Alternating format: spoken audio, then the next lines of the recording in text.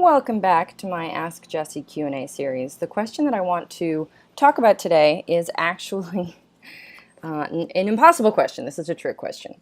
And I get asked it all the time, so that's why I am covering it here. No one specific question, but I get asked on social media and email and in person all the time. And the question is just, how do I love my body? How do I accept my body? That gets asked as well. So I wanted to make a video to explain a little bit about how I believe this works. Because on the one hand, that's a crazy question. It'd be like asking, like, how do you cook? Like, what do you mean? How do I cook what? How do I, like, at what stage are you at? What's your background? What are you dealing with? What kind of equipment do you have? What's your goal here? So it's an impossible question to just ask and answer and give advice about, not knowing a million other things, because it's a really complex question. And in short, the question is really, like, how do I start living? How do I live better? So it's just too expansive for there to be one answer. That having been said, some things that I have noticed is that, so body image issues do not discriminate. Body image issues and body anxiety can happen to anybody in any kind of body. So a huge part of healing issues is acknowledging that you have a right to have them. So in a variety of ways, we are told as we grow up that we are not good enough. We're given this message from marketing, media, magazines, fashion, the beauty industry, the plastic surgery industry, Photoshop, our families, our friends, so our doctors. Everyone is sort of perpetrating the same beauty myths over and over, making us feel like we're not good enough and making us feel like the standard for what would be good enough is this impossible perfection in which, everything is flawless and we're glossy and beautiful and everything's tight and toned and stays in place. And, we know how to be the perfect hostess and the perfect wife and mother and amazing at our jobs and careers. And, we're crafty and right. So it goes on and on. That's why I say that from a million different directions, we experience shame. We experience fear and shame. And fear and shame come down to connection. So when we talk about body image, we're talking about a fear or shame of disconnection. Shame being that we don't think we deserve connection, that we're not worthy of it, and fear being that we will inherently lose it by being us, or that something about us makes it hard for us to get connection or impossible to get the connection that we need. So one way to start with this is to acknowledge that we are all wired. We need connection. We're wired to want love, attention, approval, acceptance, belonging, and that those things are built in. That's just genetics. We're not going to outthink that. We're not going to outsmart that.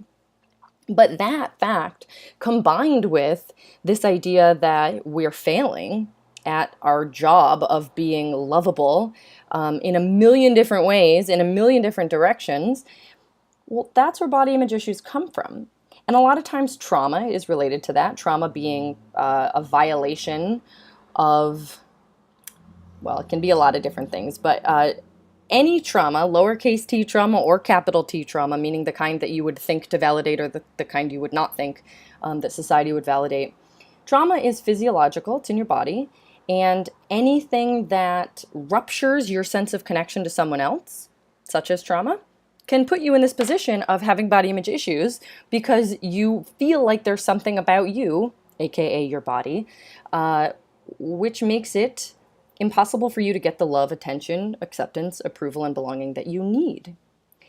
So that's where we start. We start with some education, because when you don't think that those are crucial components to your life, then you'll feel shame for even wanting them, or shame for thinking that they're important.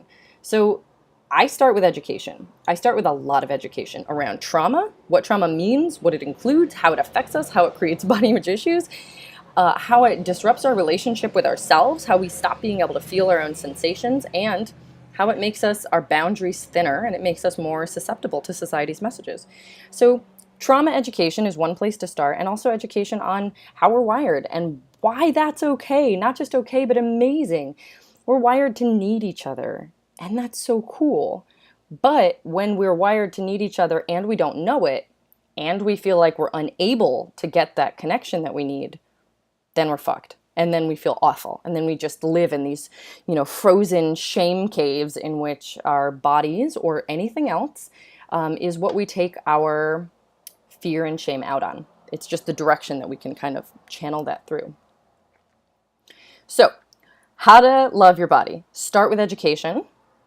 Start with accepting the baseline of reality, which includes stuff like you've had trauma, because you have, we all have. And trauma needs healing. It can be healed, but it needs to be healed. It won't just go away. You can't just outthink it. It's physiological. It's in your body. And we're all wired for connection. And without it, we suffer. And without it, we need coping mechanisms. Without it, we will find ways to occupy our brains and distract ourselves from what's going on. So if you feel lonely and reach for ice cream, yeah, awesome. That's a cool way to stop feeling how lonely you are. It's a coping mechanism. It's a tool. Unfortunately, a lot of times it's our only tool. And same goes for stressing, body anxiety, stress. Like, oh my God, am I looking okay? I should say it like this. This is what's going on here. So if we start stressing about those things, it distracts us from what's really going on. And what's really going on is often fear, shame, loneliness, isolation, not feeling good enough. So all those big, heavy, dark, murky things, we shy away from them and we focus instead on anxiety. So anxiety is a coping mechanism in its own right at times. And it's awesome. Again, I am so grateful for our coping mechanisms because, hey, sometimes you don't want to feel your feelings, man. I get it. But you don't want to be stuck in those same coping mechanisms all the time, where then it's not a choice. Then it's not an empowered choice. It's actually just like being trapped. You're trapped in your coping mechanisms when you don't have an alternative.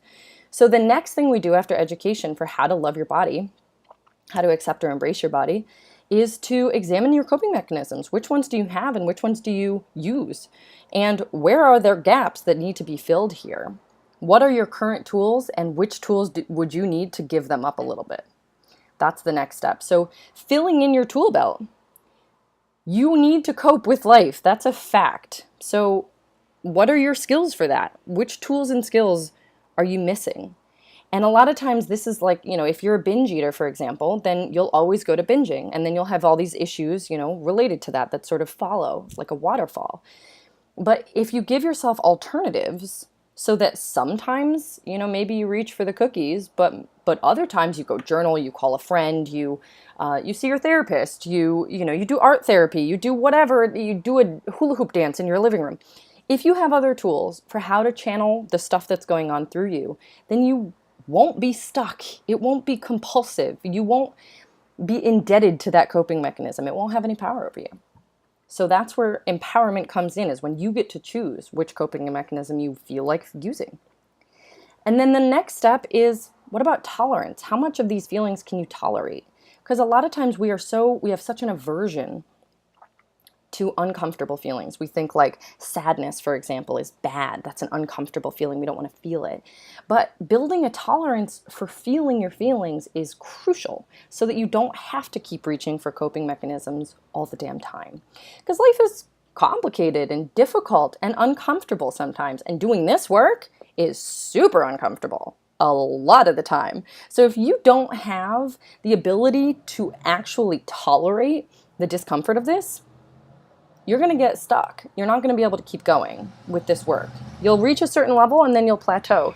So if you want to keep doing this work deeper and deeper and actually be able to move through the discomfort of it to get to the part where you just like your body, just enjoy your body, and you don't have all these hang-ups about it, you're going to need to build up some tolerance. So the first thing, I always go to tools first because I think it's important to feel like you have alternatives to your current coping mechanisms. But the next thing is to start building tolerance. And that includes tolerance to the good stuff too, because a lot of people don't have tolerance for pleasure, for example. It's just not something we're ever taught to lean into and feel comfortable and safe receiving. Also, you won't have tolerance to the uncomfortable things that you were told is bad, like anger, for example. Tons of women don't have tolerance for anger because they've grown up thinking, if you're angry, you're a bad girl. You're there's something wrong. You shouldn't be angry. So starting to treat all the cues you get from your body as valid and valuable, and actually your friends, these sensations that you get from hunger to fatigue to desire to sadness to joy to pleasure, all of these are just your body talking to you. They're neutral. But learning to tolerate them will allow you to not only just not need your coping mechanisms as often, but it'll also allow you to sink more deeply into the experience of being here. It will allow you to sink more deeply into the connections that you are making, and you are making them. You are always capable of connecting with people. You are inherently worthy of connection. But we get in our own way. And so building tolerance and changing the skill set that you use when things are uncomfortable and life is just too much before you're ready and you don't have that tolerance, that's key. And as you move through all the different stages of healing and noticing like, oh, I'm being triggered by this thing. You know, I was feeling better about my body and then I saw the number on the scale, for example. Or I was feeling better about it and now I'm going to a reunion and everything fits terribly and it's just a horrible time. So those triggers stop being so dangerous and start becoming really interesting when you have the coping skills required to handle it and the tolerance to sit with whatever discomfort comes up.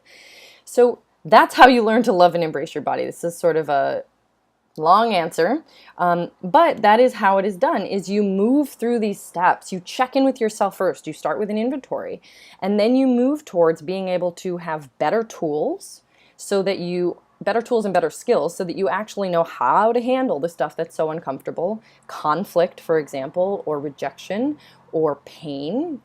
And then moving to building a tolerance so that it's not so scary and crazy anymore. Building up the ability to sit with the truth of whatever's coming up for you and the truth of whatever's going on in the world and the truth of what you look like today and all of it. So that's my answer.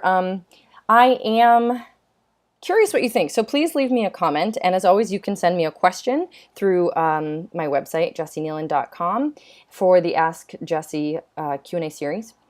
And I do have an upcoming beta test of a new course that I'm offering called Authentic Body Confidence, in which I do 12 weeks online of walking women through this exact process of how to love and embrace your body. So if you're interested in that, you can reach out and hear more details.